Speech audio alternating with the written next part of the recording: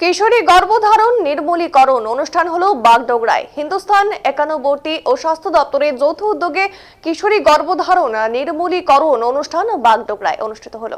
এদিন অনুষ্ঠানের প্রধান অতিথি হিসেবে উপস্থিত ছিলেন রাজ্যের স্বাস্থ্য দপ্তরের প্রতিমন্ত্রী তথা সংগঠনের সভাপতি চন্দ্রিমা ভট্টাচার্য। এই অনুষ্ঠানে বিদ্যালয়ের ছাত্রছাত্রীদের সচেতন করার পাশাপাশি চা বাগানের ৩০০টি পরিবারকে বাড়ির কাছের সামগ্রী তুলে দেওয়া হয়। পাশাপাশি স্বাস্থ্য দপ্তরের পক্ষ থেকে বিভিন্ন ক্যাম্প রাখা হয়েছিল। এছাড়াও এই দিনের এই অনুষ্ঠানে উপস্থিত ছিলেন শিলিগুড়ির মেয়র গৌতম দেব, শিলিগুড়ি মহকুমা পরিষদের সভাধিপতি অরুণ ঘোষ, জেলা শাসক প্রীতি গোয়েল, প্রাক্তন বিধায়ক স্মিতা বক্সি, পাপিয়া ঘোষ সহ অন্যান্যরা।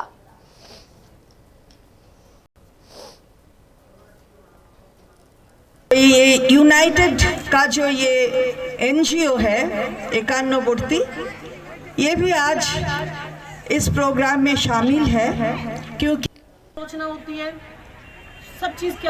उसकी एज क्या थी, उसका मेडिकल चेकअप ठीक से हुआ या नहीं, इतना था, उसका बीपी का, हर चीज़ पे आलोचना होती है।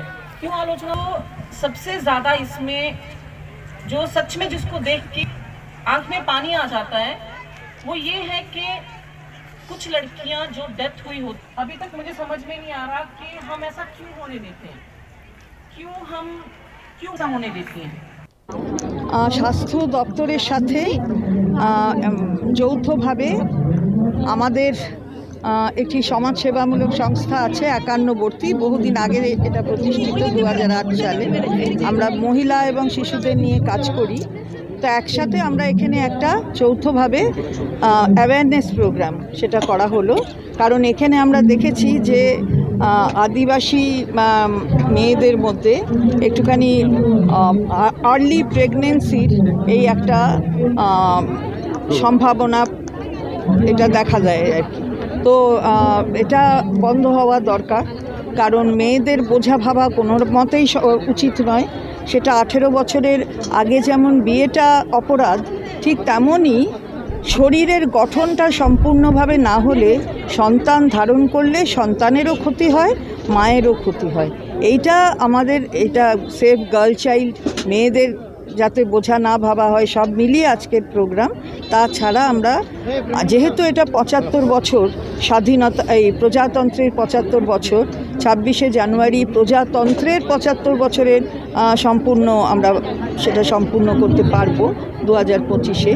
তো আমরা এই একান্নবর্তীর পক্ষ থেকে সারা বছর এই 75 বছর নিয়ে অনেকগুলি কর্মসূচি আমরা নিয়েছিলাম, যার মধ্যে একটি হচ্ছে যে আমরা চা বাগানের যাদের প্রয়োজন, একদম গরিব, একদম দরিদ্র শ্রেণী, যাদের কাছে হাইজিন মেনটেন করতে হবে রান্নার জিনিস দিয়ে, তাই এই ঘরেলু সামান সেগুলো তাদের দেয়া হচ্ছে।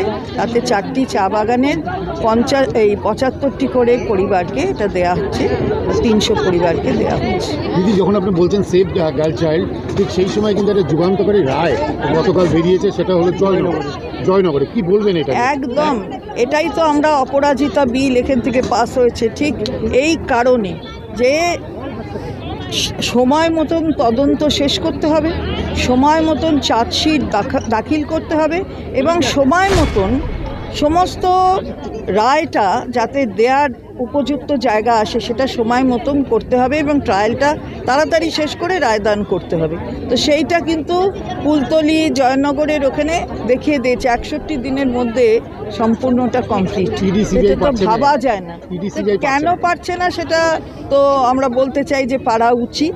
যখনই বলেছে সিবিআইয়ের কাছে যাবে, যে মামলাটা যাবার কথা হয়েছে, কখনো তো রাজ্য সরকার, মাননীয় মুখ্যমন্ত্রী কেউ বাধা দেননি, কেউ বলেননি যে না কেন।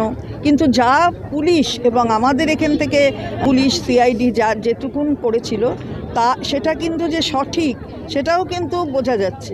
তো ফলে তদন্ত তাড়াতাড়ি শেষ করা উচিত। এটাই অপরাজিতা বিলের জন্য আমরা এমনিও রাজনৈতিকভাবেও লড়াই করছি।